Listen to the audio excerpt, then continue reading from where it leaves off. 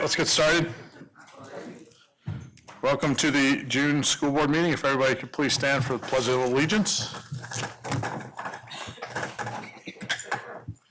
I pledge allegiance to the flag of the United States of America and to the republic for which it stands, one nation, under God, indivisible, with liberty and justice for all. All right. First thing up is recognition. USA Gymnastics.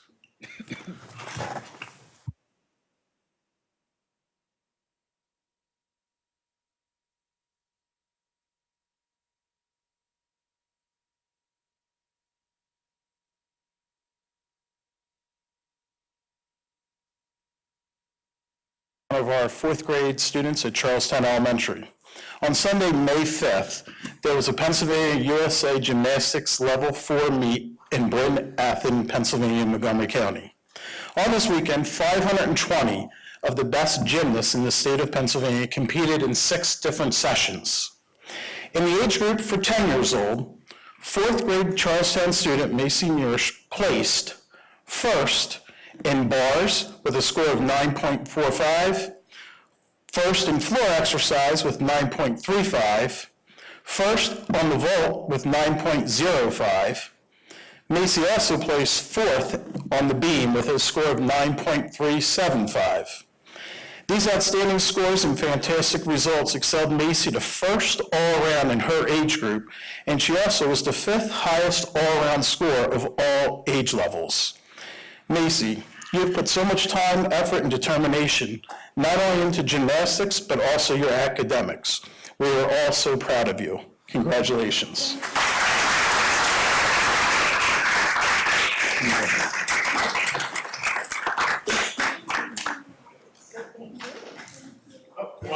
I would say Macy gets a 10.0 for the smile. Look at that smile.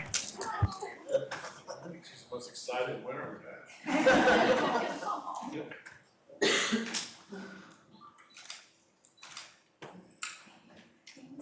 Thank you.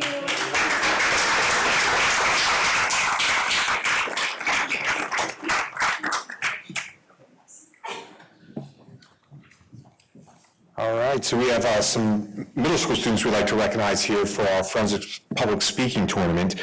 Forensics in the formal sense of the word refers to public debates or formal argumentation suitable for a court of law.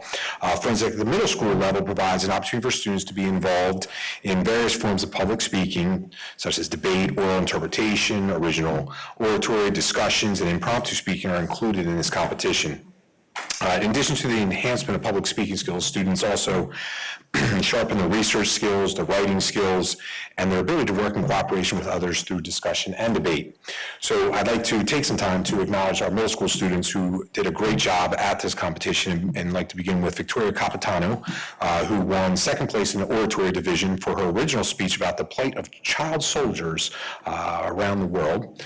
We also have Katie Hanlon and Morgan Burns. I would like to recognize them for their 2nd and 3rd place, respectively, honors for the recitations of original poetry.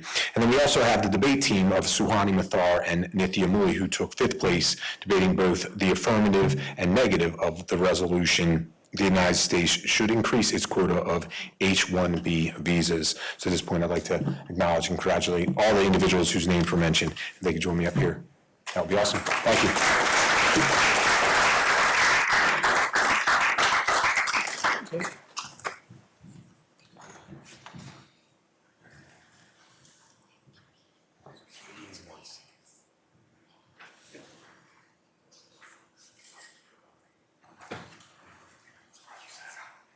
This way. Congratulations.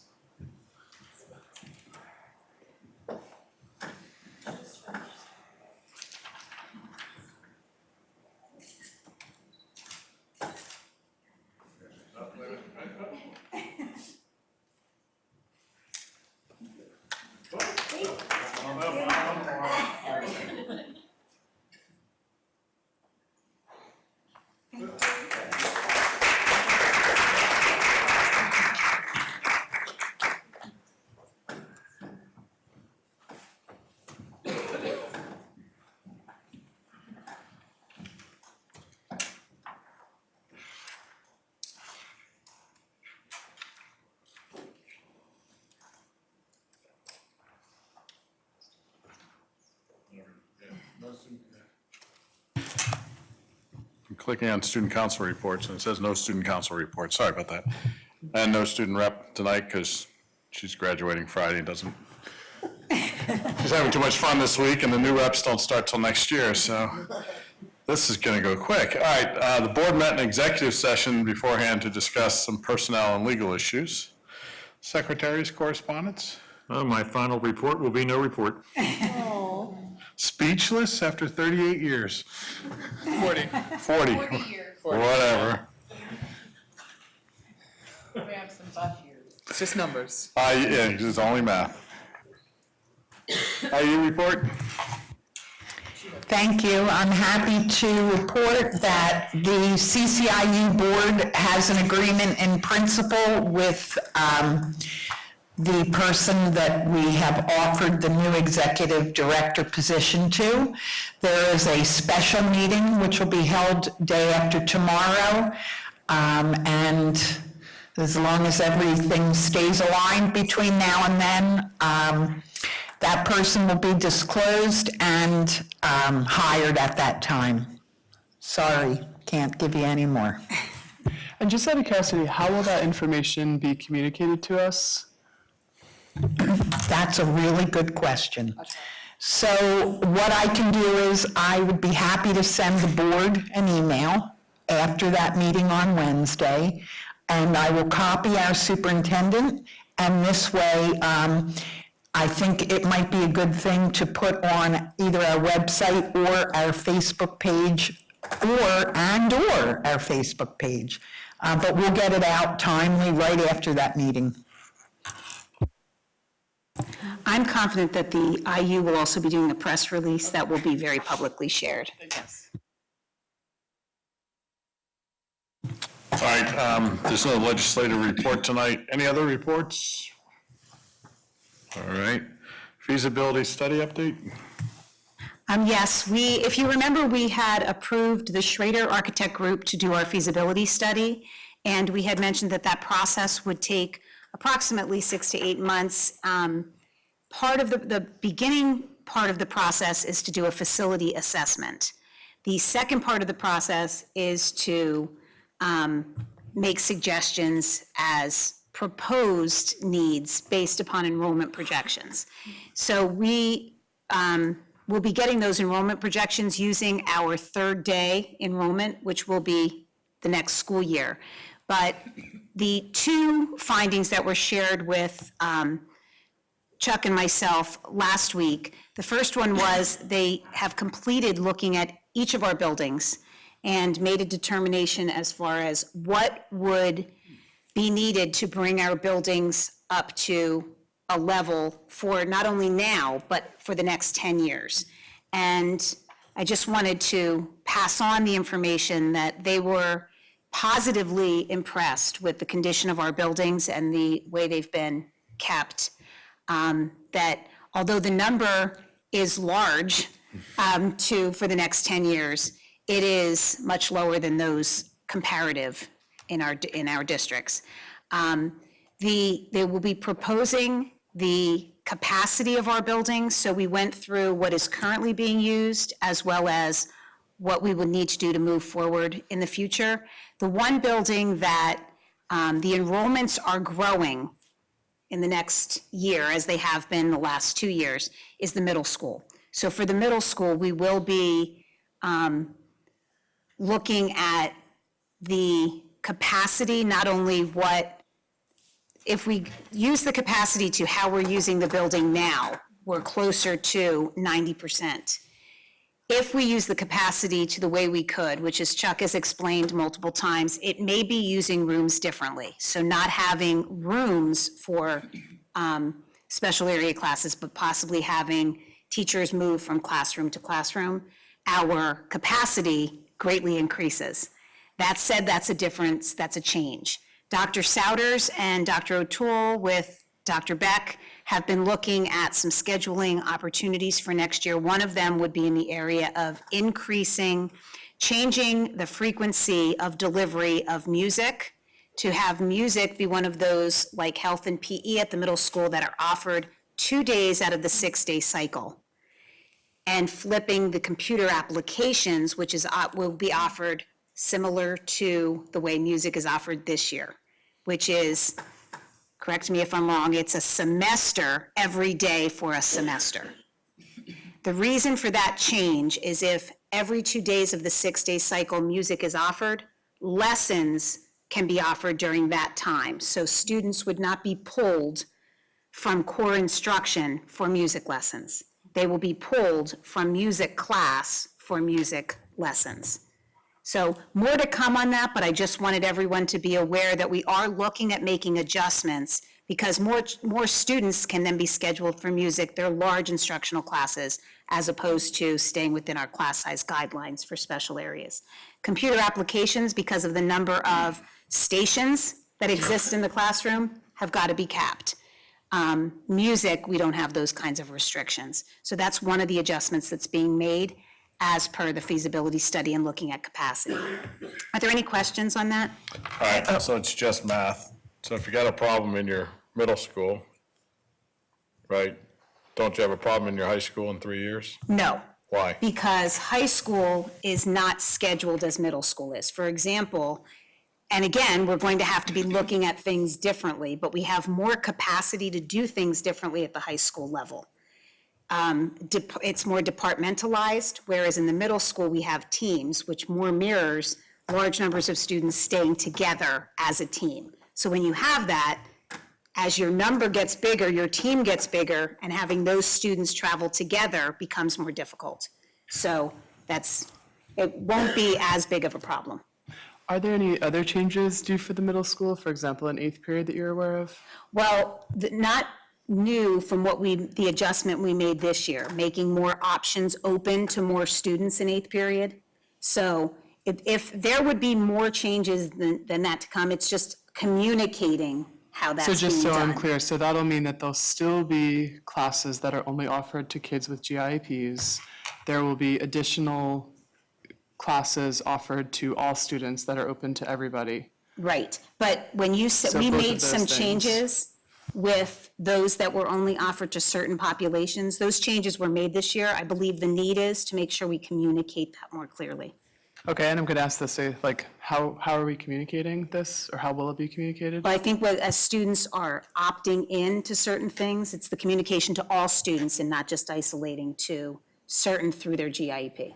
But is this like through like the website? Is this an email from the principal? Is this something like a specific place that parents should be looking? Because a They lot should of be times looking they at don't the even middle school know. website and communications from Dr. Souders. Okay. I had a question on you mentioned that they'll be looking at third day enrollment, but I know as part of that contract, what they proposed to us, that they were going to be gathering additional data, looking at future growth in different ways with an outside company that provides data. When will we see that as part of I know this is an ongoing study, we don't have the final results Yes, yet, but I when do you would- expect that part to come around? I believe no later than the beginning of October. Okay. They work with Decision Insight, and Decision Insight is the company that we had talked about. And previously, Chuck does a projection based upon third day enrollment, and we don't contract out. There are some variables this year that change some things, like full day kindergarten. The change from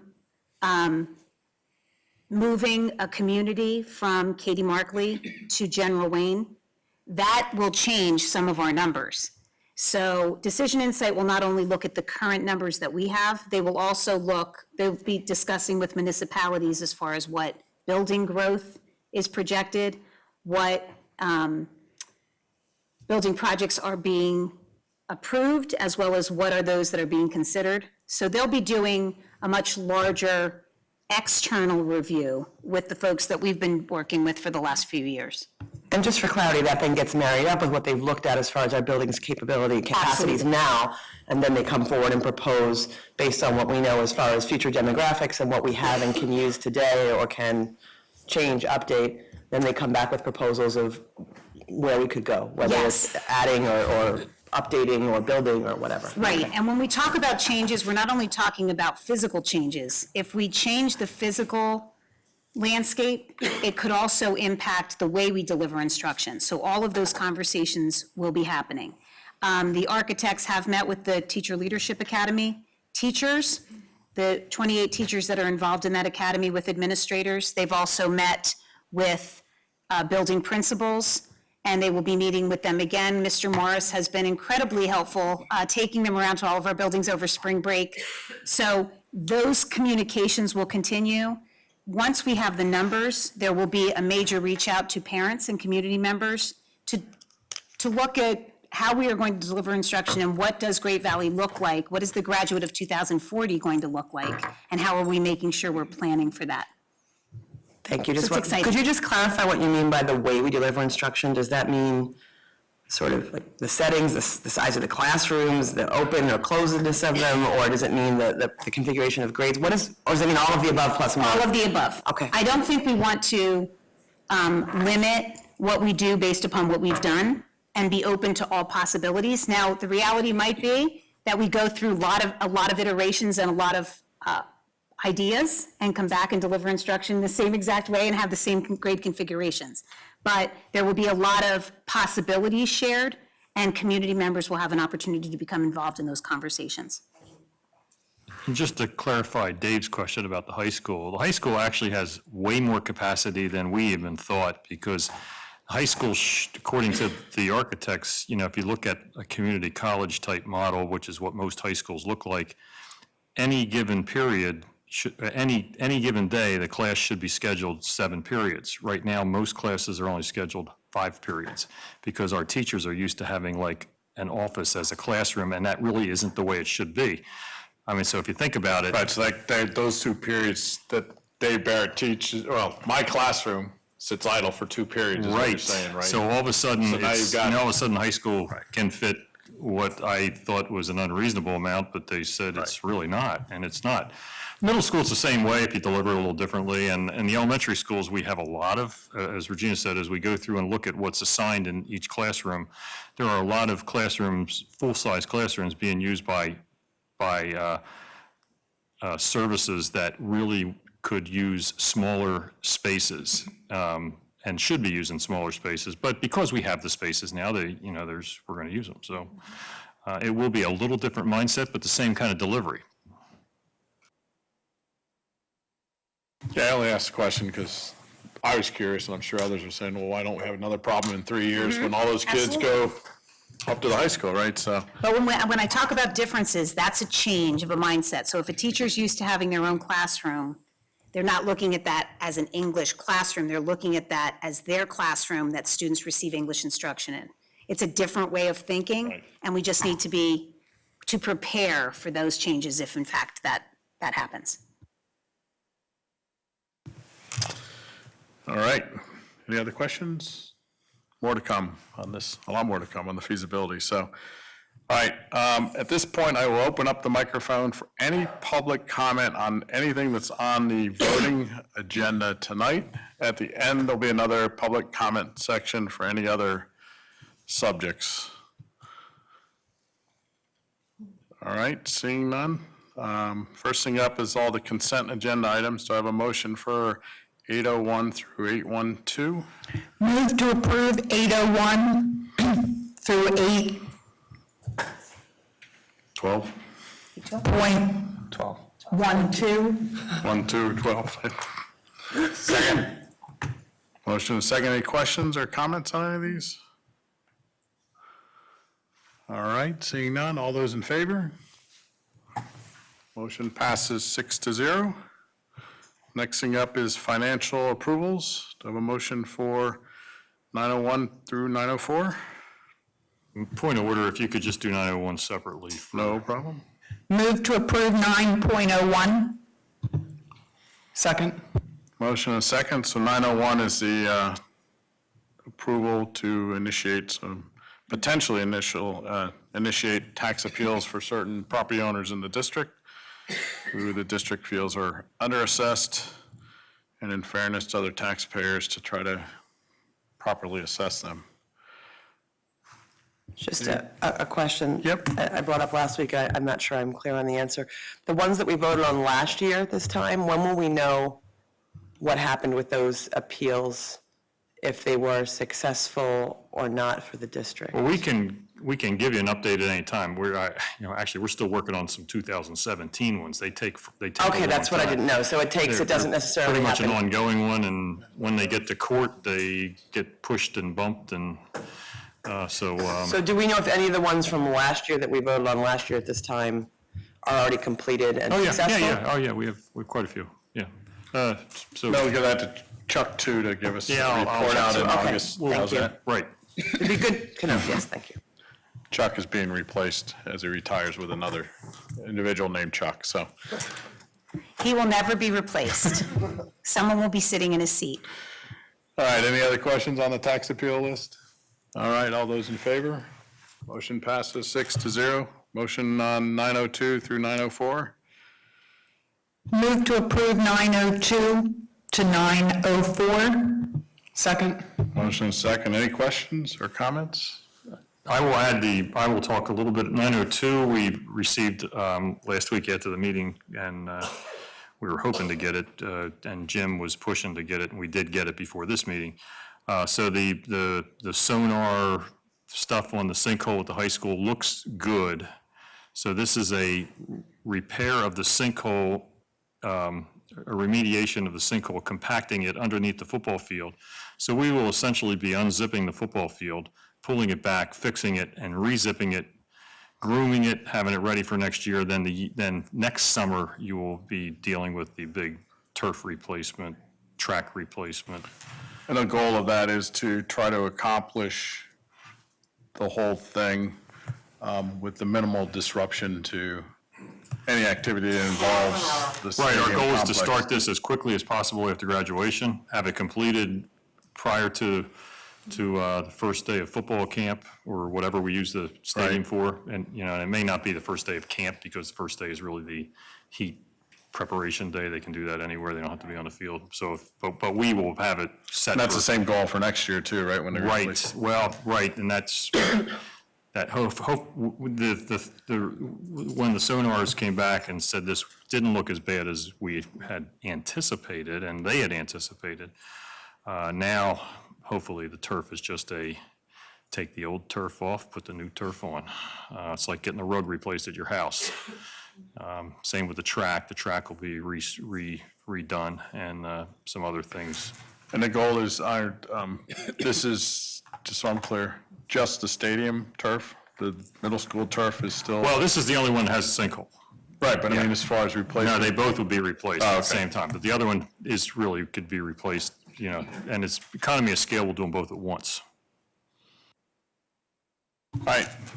Any other questions or comments on the motion? All those in favor? Motion passes 6-0. Next up is personnel items. Motion on 1001.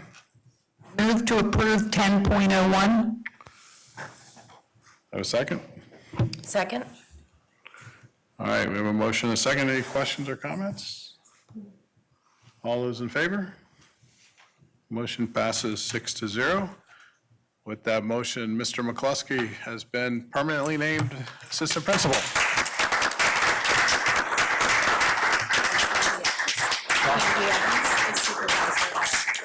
And Candy Evans is supervisor of special education. Information technology. Congratulations to both of you. All right, next up is the policies, second reading and adoption. So do I have a motion for 1101? Move to approve 11.01. Second? Second.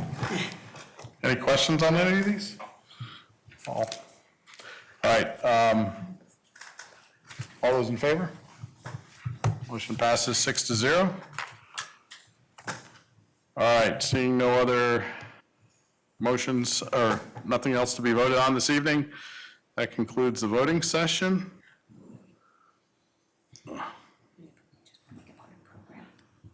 Which one? You want to do it now? All right, we're just going to have a quick discussion around art. Yes, there was a comment at the end of our last meeting as it relates to art. And the question of adding additional staff and when would that happen and when is the decision made? So in answer to that question, as was shared last year, when the decision was made to not replace both of the teachers who had retired, that decision is purely based on need. And course schedules are done after course selection. That is done, starts in January, February. And through that time, master schedules are built. The decision to staff is based on the need for certain classes. So at the end of last year, and there seemed to have been some miscommunication, at the end of last year, we were staffed to meet the needs of the students based on course selection at the end of 18-19 for 17-18, for 18-19, for this school year. The course selection being what the students wanted to take. Yes. Is what you meant by- Students will put their core classes and then they'll put in electives. On the side of the course selection, they'll put alternatives. So if they can't get the electives that they want, they'll put alternative courses. And they list prioritizing on the right those electives because the electives have to fit into the course. So it's a rank order, and in theory, I could have art listed as my 10th choice. Yes. If all the other 9 were taken, then I would presumably, Right, okay. right. Or first, right. So we were able to, or the high school administration was able to meet the needs of the student requests after course selection by the end of the school year. The challenge comes in, Can you translate that for me? Does that mean that students who requested art got their choice yes, after course selection? after course selection. Okay. Right, if they requested art on course selection. So what happens then, and some classes had to be combined, not because we didn't have teachers, but because the class may have only had 4 or 5 students. We typically do not we don't run a class if we don't meet the minimum class size guidelines For any subject. for any subject. And for those, is it typically 15? Does it Yes, vary? the class size, the range at high school is 24 to 30. For some of the AP classes, we'll go as low as 15. For some of the specials, the extras or the electives, we have gone low to try to meet the needs of the students. But at some point, we have to realize that it really is cost prohibitive to run classes with very small numbers. We don't do that. So to that end, some classes were combined. For example, some contract classes might have been combined with graphic design. So they're taught within the same class period by the same teacher, so that both classes, maybe one had 6 and one had 9, we could run a class of 15, still allow those students to get what they needed. So that has happened this school year. Moving into next school year, we had course and the same process happens. And at this point in time, the high school administration has shared with me that it appears as though we will need more than 2.0 teachers in the area of art. How much more is being determined right now. So what I mean by that, we have certain areas right now in our district that we have a 0.5 gifted or a 0.8 social studies. So what does Because that that mean? is It's what a we- part-time teacher who Yes. teaches that half the time or a third of the Exactly. time or something? Okay. Right, so they don't work they're not a 1.0 or a full-time equivalent. Okay, so at this time, we are most likely going to need the addition of, we have more student need than we have for 2 teachers. That said, very frequently, and this happens not only in our school district, but in many school districts, schedules are set and summer happens and students have their schedules. So we will staff and schedule based upon need. Once students change their schedule or attempt to change, especially core subjects, for example, if I choose to take honors and I want to then bounce down to standard or vice versa, I want to change a core class. When you change, you oftentimes have to change periods as well. So your schedule could be complete, and then you request to change the English course that's being offered 2nd period. Now you want to go to the section that's offered 4th period. oftentimes, the schedule is set, and you might not get the elective you want at that point because the elective's not offered second period, because the master schedule has been completed. We really work hard to do the best job to schedule, and making changes after August is incredibly challenging. So in those cases, students have oftentimes had to make choices. They meet with the guidance counselor, they'll talk about what that change would mean to their overall schedule. And I've been involved in conversations where the student says, never mind, I'll keep what I have, because changing it changes so many other things that I then can't get what I might need to graduate or what I really want to do. The other variable is for certain areas, music, certain chorale, those kinds of things, they are locked into certain times, so it minimizes opportunities. Certain AP courses are offered at only certain times because the numbers aren't large enough to offer them multiple times through the day. So I don't know if that answers your questions as it relates to scheduling. That's helpful. I think there's just a lot of concern. People want to make sure that the kids who are trying to take art as their first choice have the ability to get it. And I'm glad that we are looking at how many kids have selected that and then hire appropriately to meet the need of what the students are asking for as their first choice, assuming the first choice fits in their schedule. Absolutely. And the issue has never been, when it was brought to my attention last year, remember we had the same, a similar conversation in the spring. And it was brought to my attention that students did not get what they wanted.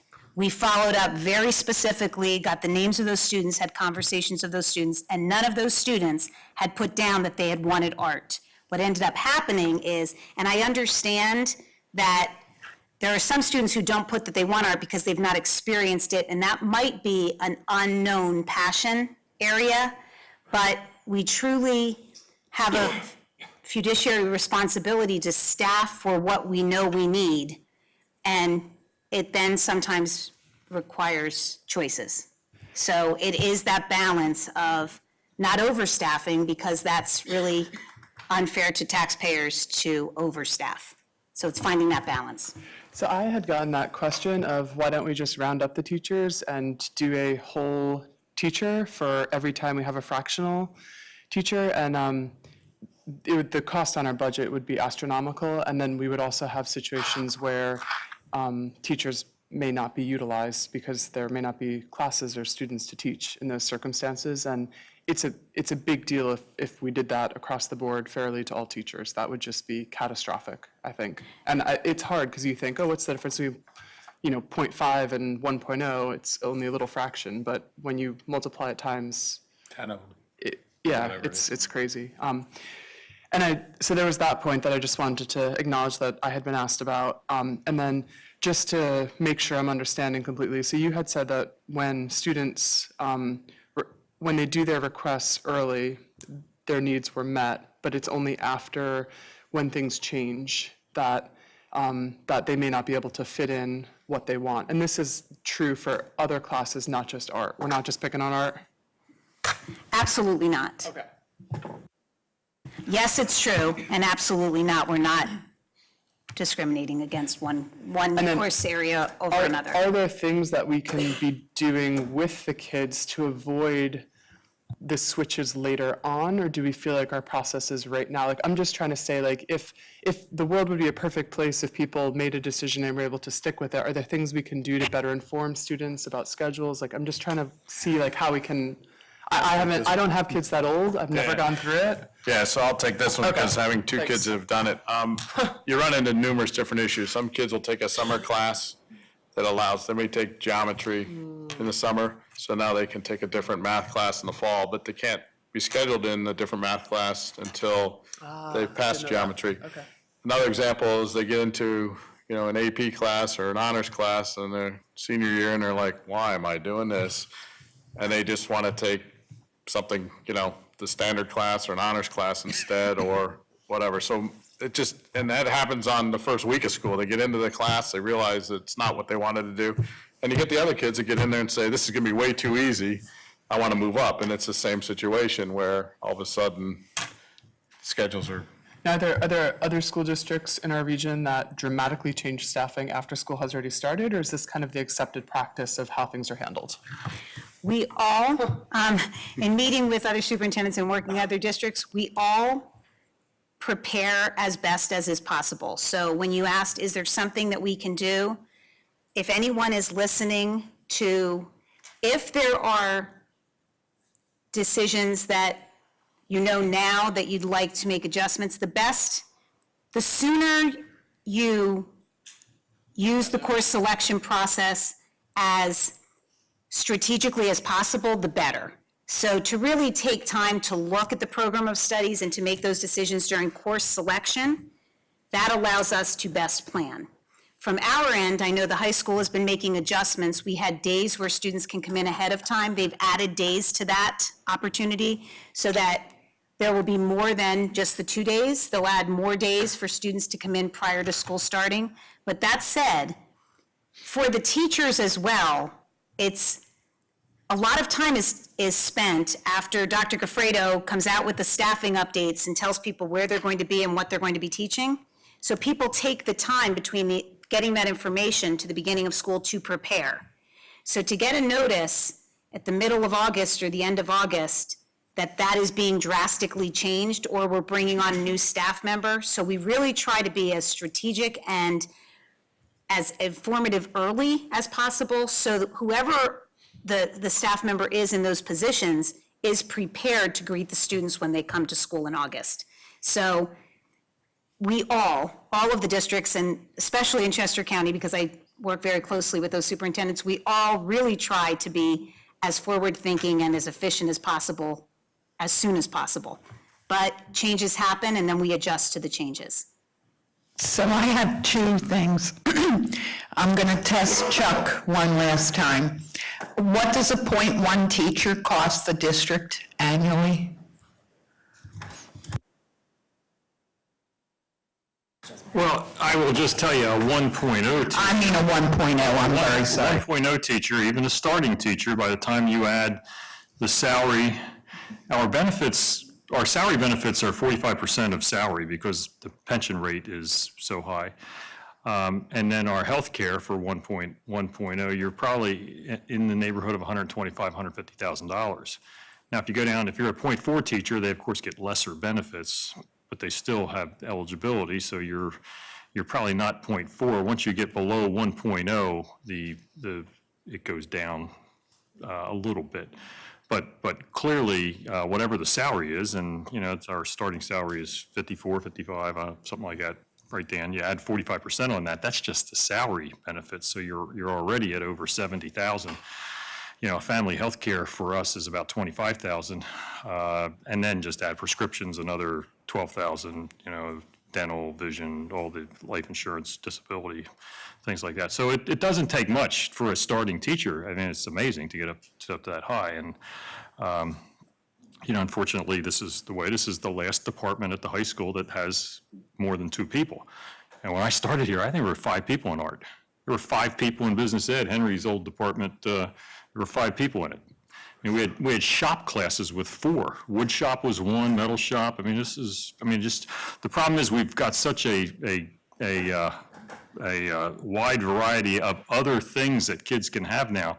It has focused away from what I will call what used to be the special areas.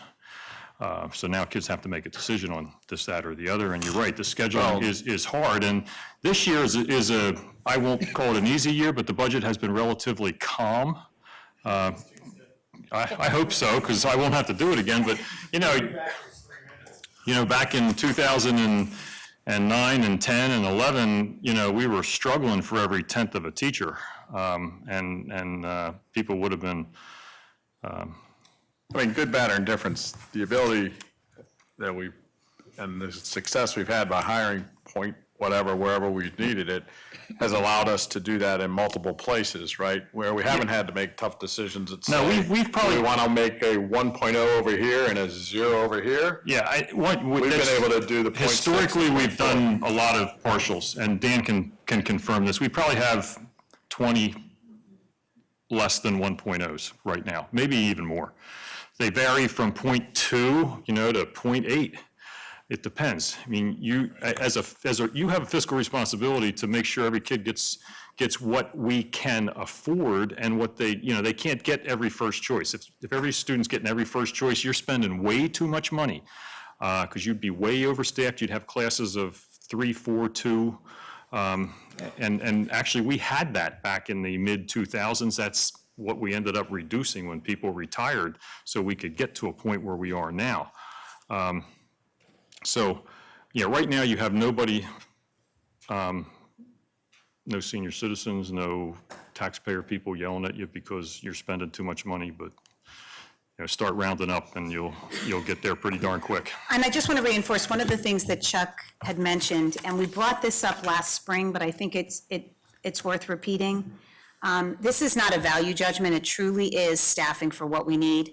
We have at the high school 2 music teachers. We have 2 business teachers. We have 2 family consumer science. It's truly, it is the only area that's the special area or elective area that we have 3. And it just We goes had by. 3, we have 2 now. That we had 3 and went down to 2. So And it's normally equally staffed. when you add a section there, and it would be great, if you had to have 3 in art, that means they're not picking something else. So you would have somebody else coming, because maybe you'd have to go down to 1 in music because they're not picking music. And, generally our high school enrollment is not going up that dramatically, that you're doing it because you added 150 kids or something like that. You're not. You're adding 8, 10, 15 kids. So my last thing was, Regina, we did talk about this last year, so my recollection from last year, and I want you to correct me if I'm wrong, what I heard you say this year is, our children went through course selection last year. We had a few complaints that there were children that were not getting art, that wanted art. We contacted those children. That wasn't the case. So our kids seem to be doing the right thing. They're going through course selection. I don't know why the perception was that we were not offering it to them, but if we reached out to our children and they all got what they were looking for, or were able to manipulate a schedule that they could live with, that they were happy with, why is this a problem? I mean, I understand why we're doing it. We're meeting the needs of this year. But we seem to keep going back to a problem that we had last year that we really didn't have. Is that right? No, I think this year we have a different issue. We do need more. We need more, and what we said last year was, as we go through course selection, if there's a need for additional art opportunities, art classes to be offered more than can be supported by 2 teachers, we will certainly add. So we're at a point right now, based upon what the high school administration has shared with me, based upon the schedules, we will be increasing art teacher support. What that art teacher support looks like, the exact amount of additional teacher support, I don't have that information. It will be based upon the final master schedule and teacher need. And as soon as, how the process works, once we identify what the need is, Dr. Goffredo's office posts for that position, and then we go through the interview process, which happens frequently. And if you, as you were walking into the boardroom, I'm sure you saw the rainbow of colors for positions posted, and that this will be one of those. And we do this frequently. Every year you look at, it happens more frequently at the elementary level. We add classes or add sections of classes, and then we have to increase staff. And then if the following year we don't have the need for that number of teachers, then we decrease staff. We try not to do that through any other way than attrition. So we don't, once we hire someone, if they don't choose to leave, we try not to. But in fact, if we have to do that, then that's our responsibility to do that. So that's where we are. So this is different than last year. Last year, we did not need to add staff. We really monitored it closely to make sure we didn't need to, and we didn't. This year, it looks as of right now, June 10th, 2019, we will be adding for the 19-20 school year in the area of art teacher support. Did that answer? Yeah. Okay. Now, Regina, if there were, sorry, like in September, suddenly a lot of people decide to drop art, then what happens? We will not, I mean, you're talking about a person's life and employment. I would really question if a large number of students in masses totally dropped courses that they originally scheduled. That would involve some other level of investigation and questioning, but we really, I mean, think about ourselves and our jobs, and once you're given a contract and you agree to that, we would honor the contract, and we will continually evaluate the need. And this is what we do in all areas. It's not as much of a discussion point, but it's certainly what we are required to do. I mean, and also in fairness to the students, right? I mean, if a class has got 17 in it and it gets offered and 5 drop, we're not gonna drop the class just because they're down to 12, right? And in fairness to the 12, we're gonna offer it, but the other problem would be if all these students drop art, there's not gonna be room for them in other classes. And that becomes a different problem because now you may not have enough classes for what you're supposed to be taking, so. Right. And nobody likes to be in study hall, so, in Great Valley. They don't, trust me. All right, Should we open it up? any other comments on this one? All right, at this point, I will open up the podium to any public comments on any other subject or anything we voted on. If you come to the podium, state your name and residency. If you could limit your time to 3 minutes or less. If anybody else wants to speak, it would be appreciated. You said any other, including art, right? Yes, and yes, I'm sorry, yes, including art, but any subject that was voted on or not voted on, you're welcome to make a comment.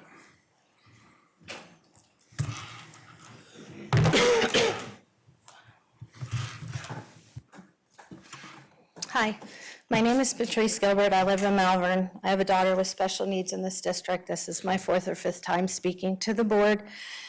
In trying to get a solution for this, I wanted to meet in private, but the board indicated they can't due to litigation. I'm hopeful, even though they don't meet with me, they will assist behind the scenes to resolve this ongoing situation. I just want to be able to start getting help for my daughter. She will be entering her 5th year with no educational program in place. I'm here to express my concerns about this. I have concerns regarding the conduct of the Director of Pupil Services. At my informal meeting on May 31st, Joanna Wexler stated, quote, "We could not find a teacher to implement the homebound instruction we agreed to, so oh well." Joanna also said they will not agree to homebound instruction, but if they do, a parent has to be home, even though this was never a rule before. According to her, I'm supposed to, quote, "figure it out, and if I can't, again, oh well." The district knows I'm a single working parent with no support system. She also stood up to leave my meeting. She has previously stated that nobody wants to educate my child. She told Children and Youth Services that if my daughter had gotten on the bus, there was no plan when she arrived at the building. This is all unprofessional conduct. Do you think it's acceptable for the person who represents your district to, quote, say, oh well, about not providing services to a child? While she has not been getting an education, the district has been retaliating against me and unjustly defaming my character, making it sound like this is my fault in courtrooms where I'm not given an opportunity to speak. I don't know what the board knows. So we're not in litigation, we're in stalled settlement talks for the past 3 years while my daughter sits home with no implementation of the IEPs the district has written. Talks are stalled because the program cannot cease for any reason, yet the school district has let my child sit home for 4 years with no program, and apparently that's acceptable. The district has, with deliberate indifference, chosen to deny my child her right to a free and appropriate education, yet the district wants to put the ball in my court and then restrict how I provide the education to my child with unused funds each year going back to you, thereby denying her education each year not once, but twice. The district can offer placements out of district, out of county, out of state, but I have to continue living here. The district can probably write off the fees for Whistler Pearlstein. It's putting me further in debt. The stress and trauma of fighting this district for 8 years, going online, has taken a toll on my health and is a source of constant emotional, physical, and financial strain on me and my child. This is not what a free and appropriate public education is supposed to look like. My daughter is a human being just like everybody in this room. She is 17 years old with long brown curly hair and blue eyes. She has challenges including learning disabilities, agoraphobia, and social anxiety. Her life is just as important as all of yours. She has potential and is capable of learning. She enjoys watching Jeopardy, the History Channel, National Geographic, the Science Channel, and the Smithsonian Channel. She enjoys foreign languages. She likes to learn about Egypt and anything to do with the solar system. She enjoys movies such as Home Alone, Captain's Courageous, The Wizard of Oz, and Jerry Lewis movies. She loves slapstick humor. She loves all types of music as long as it has a beat and she can dance to it. She loves to sing and perform. Her memory is amazing, and she never forgets anything she has learned or been told. She's entertaining and engaging and talented and sweet and compassionate. She would give you her last bite of food if she knew you needed it or wanted it. She is a human being and deserves to be treated as such. I did not ask for the district to deny my child her right to an education. I did not ask for advocates, attorneys, the police, children and youth, hearing officers, truancy officers, and federal judges to be in my life. The district has created this situation by violating IDEA and refusing to educate my child. No other agency will help because the district is responsible for her education and therapies, even though the district is refusing to provide it. I'm asking for the board's help to resolve this. My daughter and I have paid enough dues that we do not even owe. Please don't let my pleas for help continue to go unanswered. The school board has the responsibility for how the district provides education in K-12. You have the power to help resolve this. Please step in and help. I will continue to fight at the expense of my health to advocate for my child. You can do it behind the scenes, but please do something. This can't continue. Why do you treat my daughter like she is worthless and deny her right to an education? What did she do to you? She's a child. How would you feel if this was happening to your child? I just want this to stop. The district clearly does not want to educate my daughter. I'm willing to do it, but you're not even letting me do that. Please help me this time. Thank you. Thank you. And then just as a point of order, like, I feel like we usually limit speeches to 3 minutes, and as a board member, I'd like to get back to that out of respect for everybody, because I feel like it's unfair if we cut off some people and let other people go on. I mean, we've all gotten emails and our praise of the situation, but just to be fair, I realize, you know, you've made an exception tonight, but can going forward, we stick to 3 minutes? You know, we've made exceptions forever, and since we've already done that, I think out of courtesy to any parent, since we have already made exceptions over the years, I think that as long as the speaker is not in violation of one of our pillars of character, I do believe that we should give them the courtesy of, if they need 4 minutes or 5 minutes, I think that we really should do that, since it has been our policy in the I think it should be past. addressed at a future board meeting, just what the board as Yeah, a we whole can take wants it to up do. at another board meeting. I mean, we've always allowed people to go over when, you know, within reason, and you guys have empowered me to justify or decide what's within reason, but we can discuss it in the future, so. Next.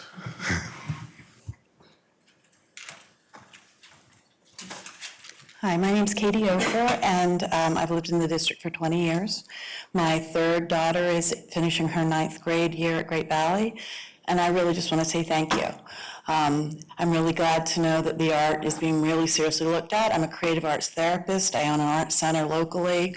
It really isn't an elective for many of our students. It is their career path. It is really, it's a core class. My daughter considers it a core class.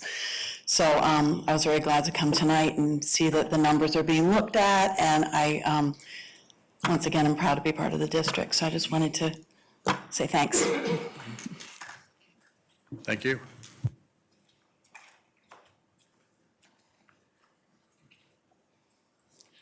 Hello again. My name is Jackie Velez, and my son is a junior.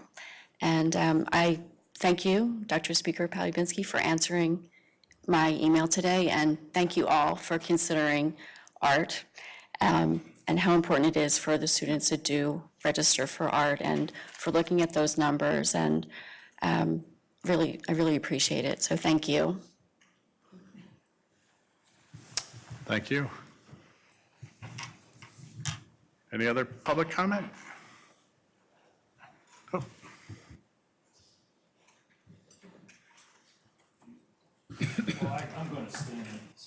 Uh-oh. I thought you have to wait till August.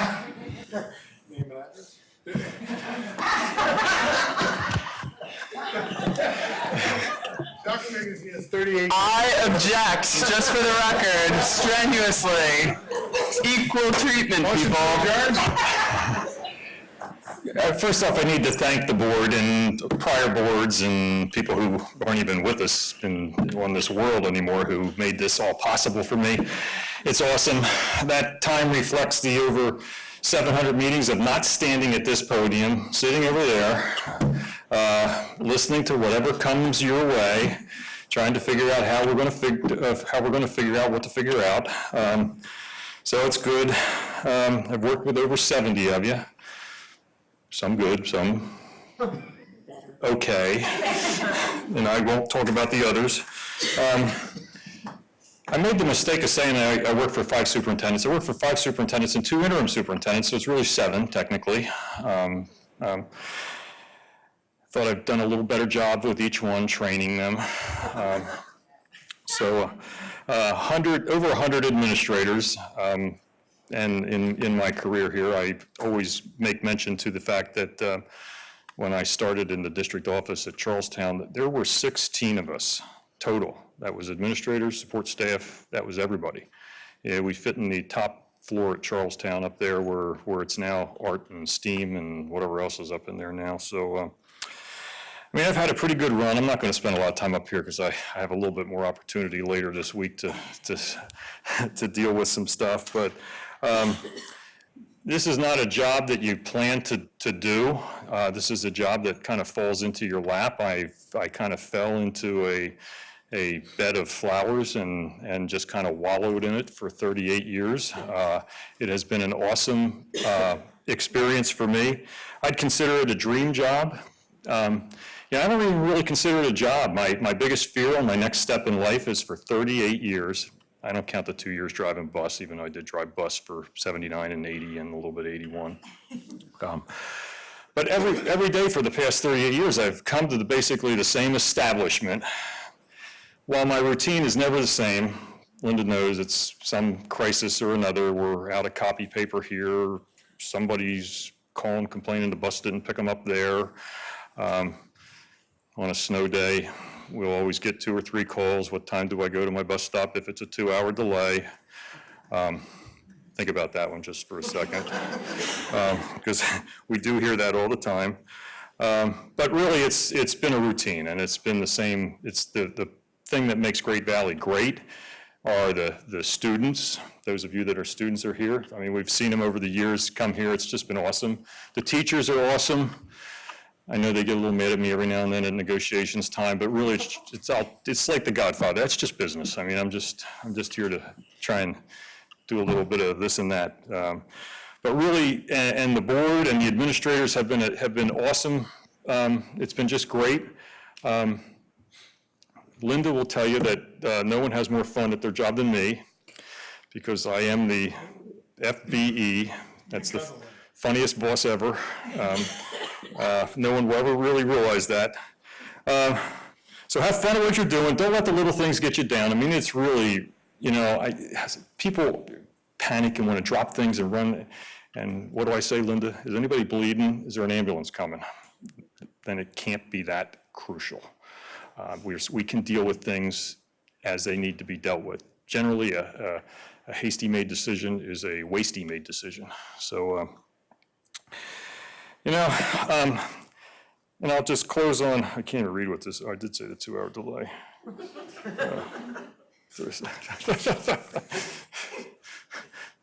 And when I was here, we had a horse and buggy full of the kids to school.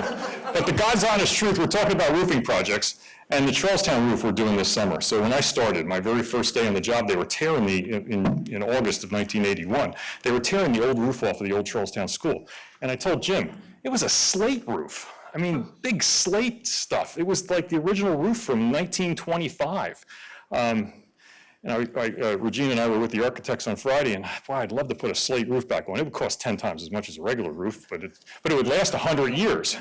But it was awesome. So here's some things Linda listened, and I wrote down as things I have often wanted to say at a board meeting or do. So,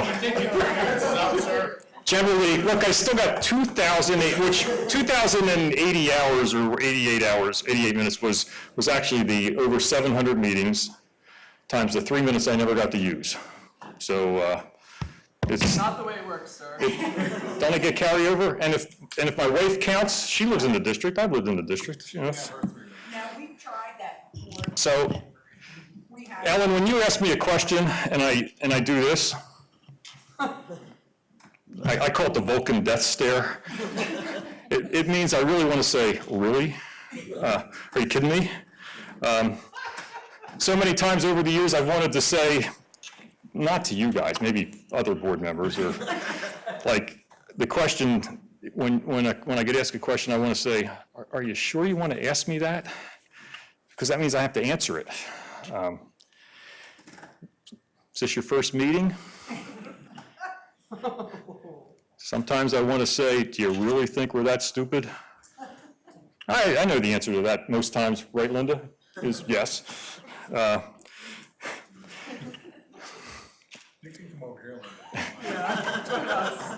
I'm going to use Linda's thing. No, I'm done. I'm just about done. But really, honestly, I wanted to get up and thank you all. It's been an awesome run.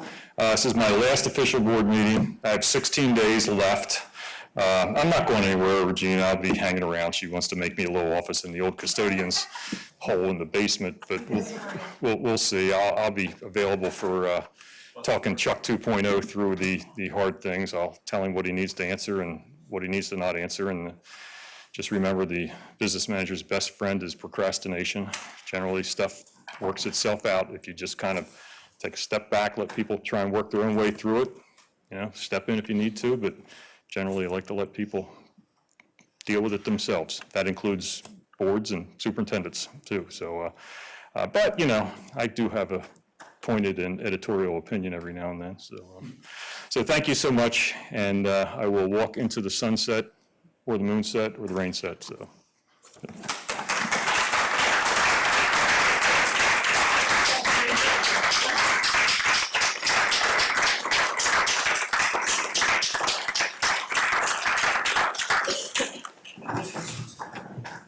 Just for Stephen's sake, I actually turned the podium mic on for myself. There's a children's book, Mike Mulligan and the Steam Shovel. There you go. And in that book, Mike Mulligan gets trapped in the new building. When they build the new building, the steam shovel ends up getting trapped in the basement, and Mike Mulligan needs to stay. So I was really hoping with the facilities update, we would hear that something like that had been planned for you, but no. And I just want to say from the bottom of my heart, I'll be leaving soon too, but you have made working here such a joy. I love your wit. I've gotten the Vulcan death stare a few times, well, more than a few times, but words can't express, numbers can't either. I'm not as good with numbers as you are, but just thank you from the bottom of my heart. You're amazing. And also, let me say, all those things, we've all gotten them because we have been here long enough, most of us, that we know what those looks on your face mean. It's like when you look at me with that look on your face, like you really are kidding me, right? We all know what that means. Chuck, I actually shared this with your lovely wife a couple weeks back. You truly, I have had an unbelievable learning experience, both 10 years in those seats and the almost 8 that I've been sitting here. And I will tell you that I credit you with 75% of that knowledge. I could not have paid to get an education like you have given me. You're a master, and I will tell you that I never realized exactly who Chuck Linderman was until I went to a national convention in New Orleans, Louisiana. And as I was brain picking, somebody from Texas came up to me and said, "Oh my gosh, Great Valley, you have that Linderman as your business manager," and I almost fell over. You are really nationally renowned. You have a wonderful work ethic. All right, you are kind of funny sometimes.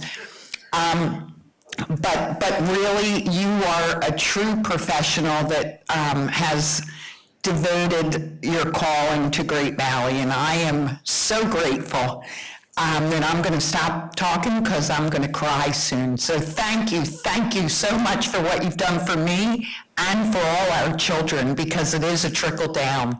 Thank you again. Thanks, Chuck. I'll wait till Thursday. All right, any other comments? All right, in response to some comments this evening, the board would like to respond by clarifying that it never speaks specifically about a child's education program in a public meeting. Often circumstances related to the program are much more complicated than they may seem. We are committed to protecting and preserving the student's right to privacy. That said, we have the utmost confidence that the administration team has kept us informed and that they are addressing concerns related to any student's educational needs and programs in the most lawful and appropriate way possible. All right, motion to adjourn? Motion to adjourn. Second? Second. All those in favor? Motion passes 6-0. Thank you very much. Have a good evening. You made it.